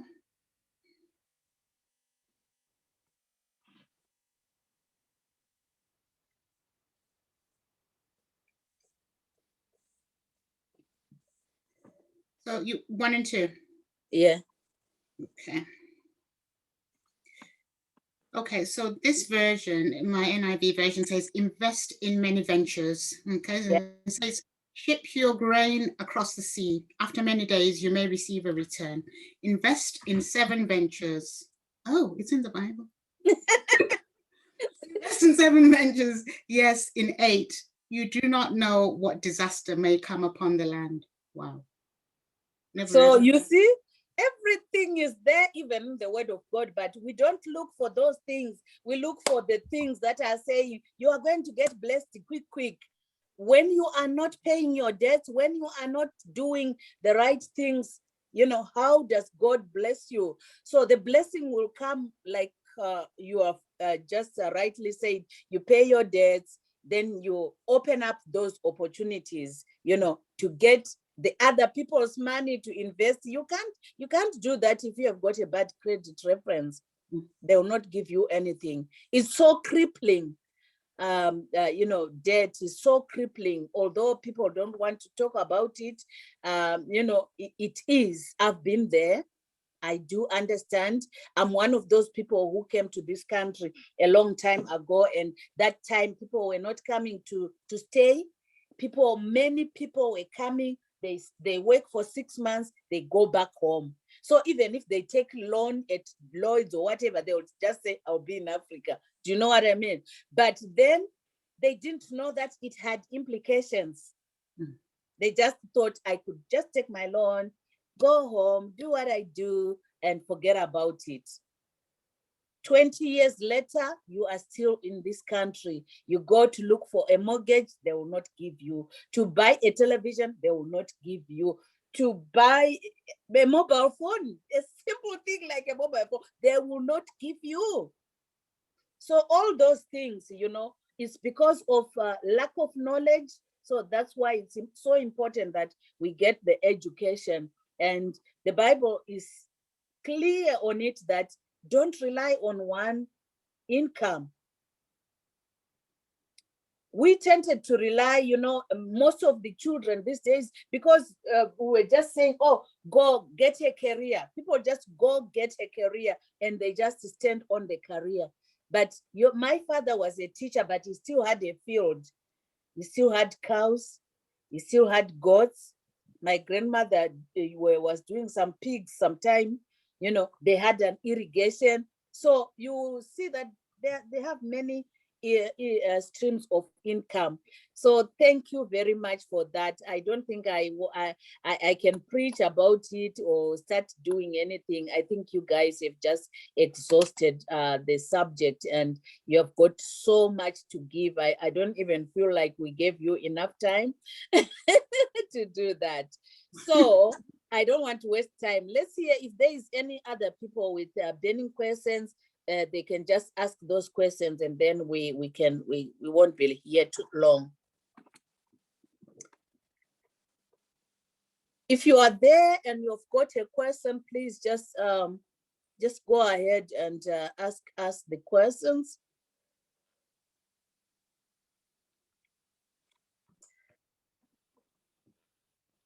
Is anyone asking? Can I just ask a question? Just if anyone is happy to answer, I'll be really, really most grateful. To Sister Rose, Sister Christine, can I just ask sort of what, I know you've listened to what we've been saying, but obviously we're looking at it from a point of view of people who are abroad. So what sort of challenges do you face that you think that, you know, wouldn't make sort of your financial freedom a realistic goal? So what sort of problems are you facing? This is just for my research, by the way. So.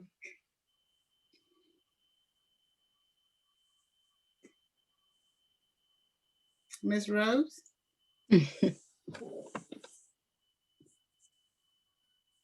she still there? I don't know. Sister Christine? Anyone in Zim, Malawi? Kristen may be driving, I think. All right. Okay.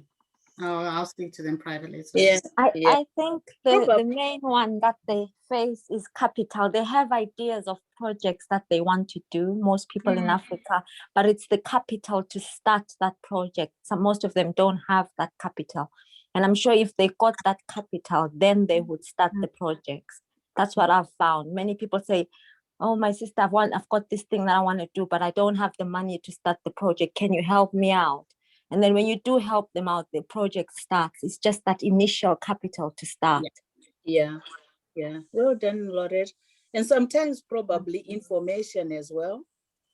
Information is not as readily available as it is for people in the, you know, developed countries where we can access Google Translate it any minute, and I can start translating Arabic.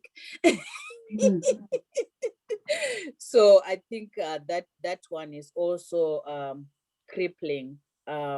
Here you can even where I was actually, they gave us some information. I think I'll post it on Kemif as well, where monies are lying, like you are saying, monies are just sitting there and nobody's going to claim those monies. The government gives out monies. I think the other problem in Africa also is sometimes resources are available, but there's a lot of nepotism. So if there is funding, even if your project qualifies, you may not be able to get that funding if you don't know anyone. So I think that one is a very big challenge, because just like you have a qualification, you are competent, and you cannot be put in that position just because it's about who you know and power and all that, not really about authenticity of what you can do and the quality of work you can do for us. It's so painful that you would find somebody with no experience of health becomes the health minister. Somebody with no experience of teaching, or even education, just education, and she's the minister of education. So it's some of those things like that. Yeah, those are the things that we just need to rise above. Yeah. I think especially in Zimbabwe, the thing is, the blame game, to be honest, that's old. we can blame everyone until the cows come home. Yeah. We just need to. The problem is the culture is difficult to challenge the system, because what you would do, like here, what you can do, you can challenge the system. You are a nurse, you can challenge practice. It doesn't matter if the person is a consultant, you can challenge if you feel that what they are doing is wrong. But in some of these countries, if you try to challenge, sometimes it can be risky. So I think, like you are saying, just finding ways of overcoming those hurdles is what you can do. You cannot let those things stop you. You cannot blame other people. You cannot, because you will spend the rest of your life blaming the government, blaming the teachers, blaming your parents, blaming everybody, blaming the pandemic when others are making money in the pandemic. I think we started the School of Ministry because the pandemic was there, and and it went on okay, and it's impactful. So we can all rise up to whatever challenge we are facing, and God will help us, and we will do well. So I don't know if there's anybody who has got, I know people did not want to ask questions. If you have got a comment or any contribution, so we can give you this opportunity before we close.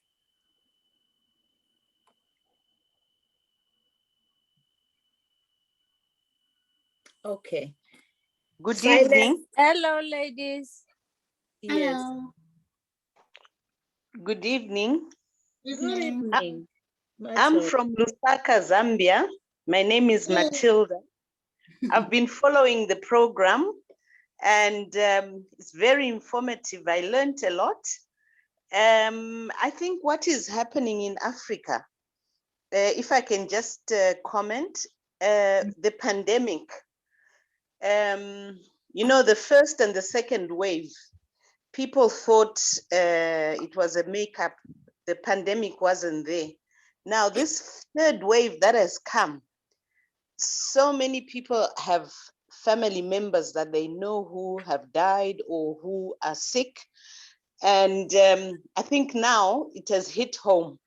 So you find that a lot of businesses have collapsed because either the head of the family who was running a business didn't involve the wife or the children, or, there's just, we as Africans, I don't know, maybe I'm just talking from what I've seen in Zambia, we don't have that culture of, if you have a business, you involve your family or you involve people that are close to you.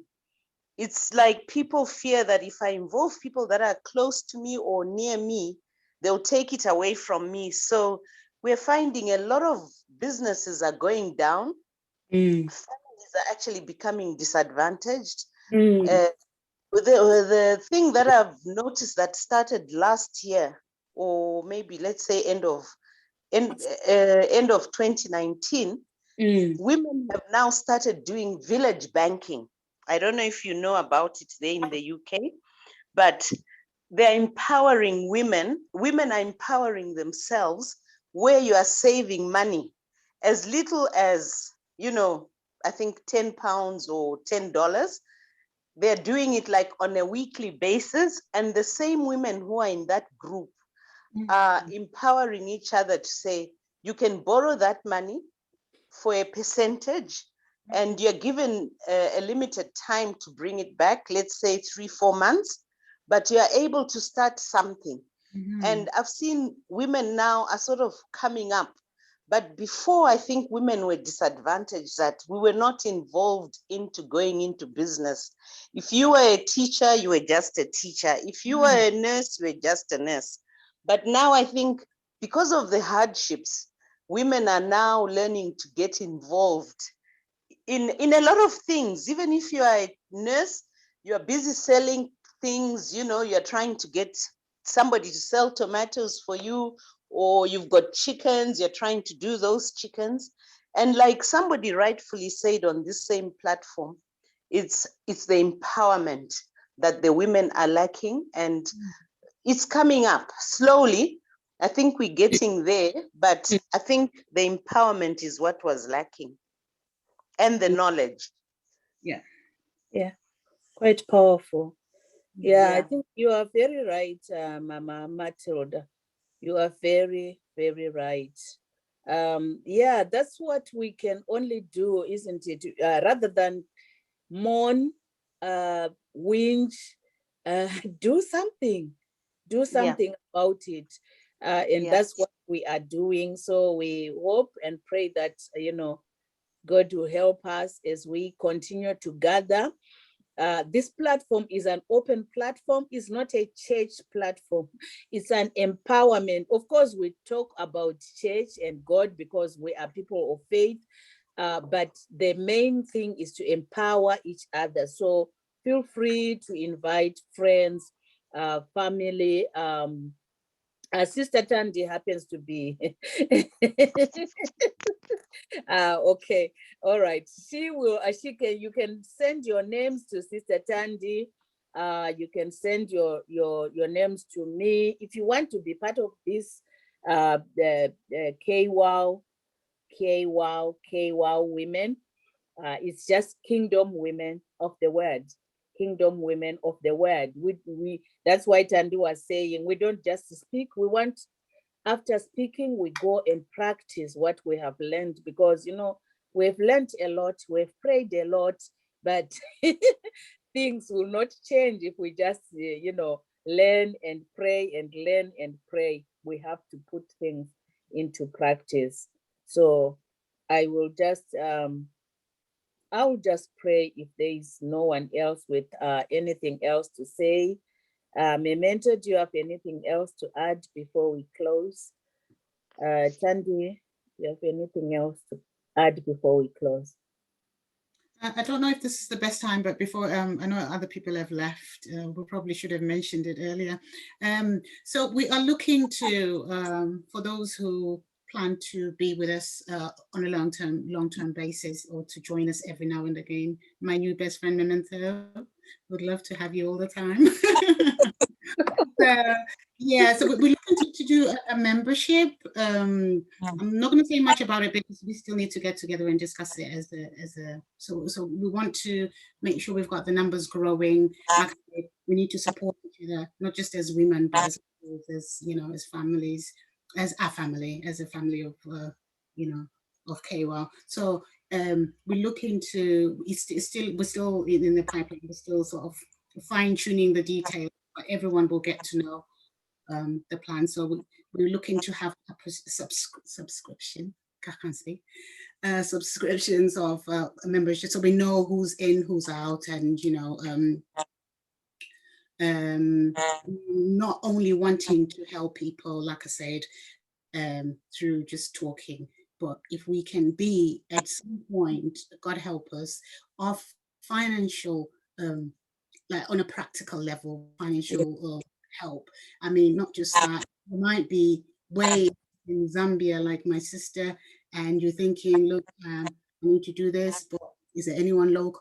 something as simple as like maybe babysitting, or just someone to hold my hand while I pray, or while I go to the hospital if you're ill, you know, just so we can be a community. Let's not let the borders stop us from being productive and sort of being there for one another. I know it's probably strange for people who are in the UK thinking we literally live like an hour or 30 minutes away from each other. We never see each other. Funny for you to talk like that, but you know, that is my dream. So you know, that's what I would love to see. But everything is possible if we push, if we move, don't we, Mama? Move. We move. Wow. Yeah. So yeah. that's the plan anyway. Thank you for that, Tandy. Yeah, so that's it. What a powerful day. Loretta, do you have anything to say before we close? No, thank you so much for a powerful presentation. Sorry, I've been off camera where I am.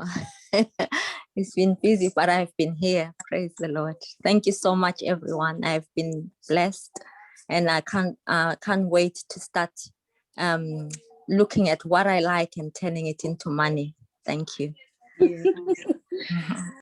Yeah, and we only a text away. If anyone has any questions, sorry, Memento, to speak for you, but you know, I'm sure you're busy. But I'm sure she'll be okay with a text every now and again, just a little question.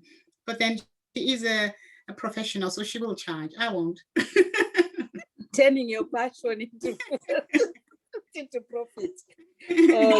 All right. Okay. Wow. Yeah, I'm so blessed. You know, I feel like this session should go on and go on. We've got things to do, and tomorrow is church for everybody, I think. So let us just pray. Oh, Lord God, oh Father, we just thank you.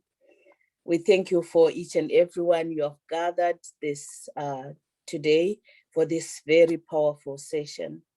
We pray that whatever we have learned, Lord, may it stick to our minds.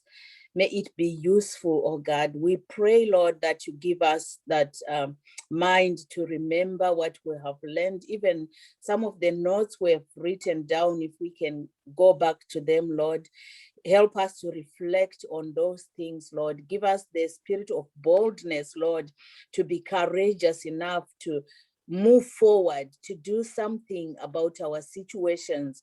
Some of us may be in quite depressing situation, maybe bound by debts, maybe bound by, you know, family limitation, cultural limitations. But Lord, we pray that you help us to have that spirit of boldness. Where the Spirit of God is, there is freedom, there is liberty. Help each and everyone that we move forward, and we are going to glorify your name.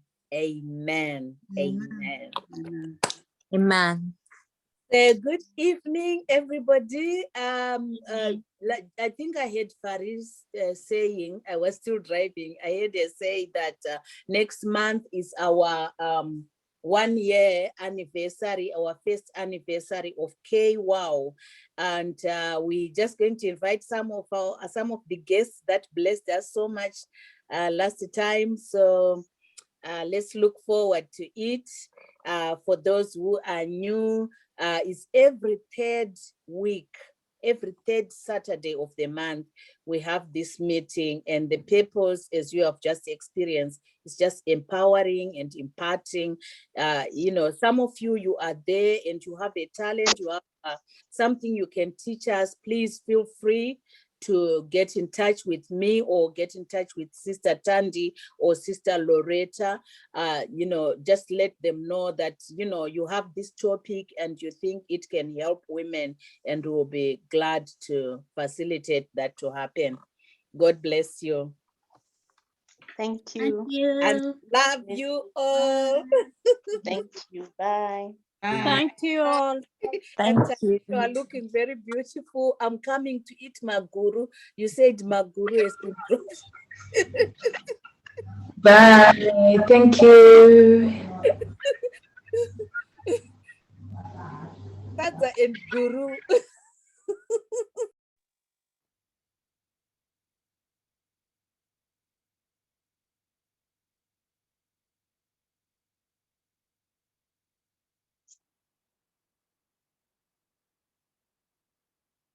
Thank you, guys. I'm gonna have to go. I've got another event and another event. It was very amazing. Bye.